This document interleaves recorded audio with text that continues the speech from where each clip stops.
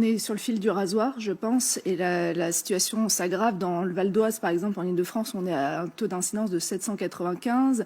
On voit le nombre de classes qui ferment. Je crois que c'est x2 à Paris depuis hier. On voit aussi un rajeunissement. On va voir le chiffre. À Paris, on est à 722 de mémoire classes fermées. C'est Patrick Bloch qui est en charge de dossier à la mairie de Paris qui a donné le chiffre. Et on est à 250 de plus, c'est vrai, en 24 heures. Donc c'est sûr que ça va très vite. Et le problème, c'est qu'on ne teste toujours pas assez. On attend toujours les autotests qui sont autorisés en Autriche, en Allemagne, au Royaume-Uni, où les élèves, par exemple en Autriche, en Allemagne, se testent avant de retourner en classe.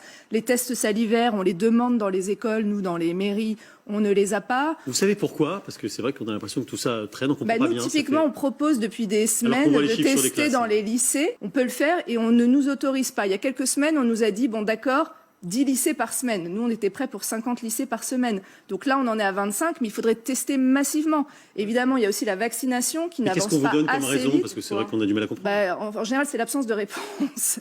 La vaccination qui n'avance pas assez vite, puisque, alors je sais, il y a eu un débat.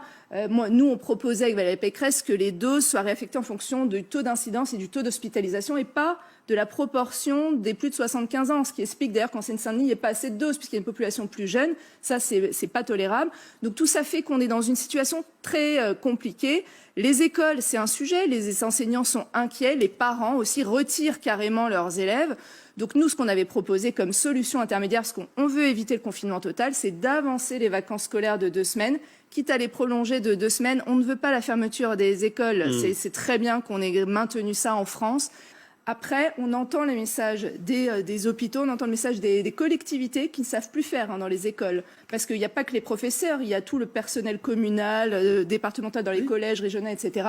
Et donc, encore une fois, je reviens à cette proposition d'avancer les vacances, mais il y avait un calendrier qui se proposait à nous, puisque c'est dans 15 jours en Ile-de-France. On aurait pu avancer, c'est peut-être encore sur la table, d'ailleurs c'est une des options que vous mettez, pour justement stopper l'épidémie, laisser le temps à la vaccination peut-être de progresser sur les professeurs notamment. Et je trouvais que ce calendrier était à propos pour la proposition de Valérie Pécresse.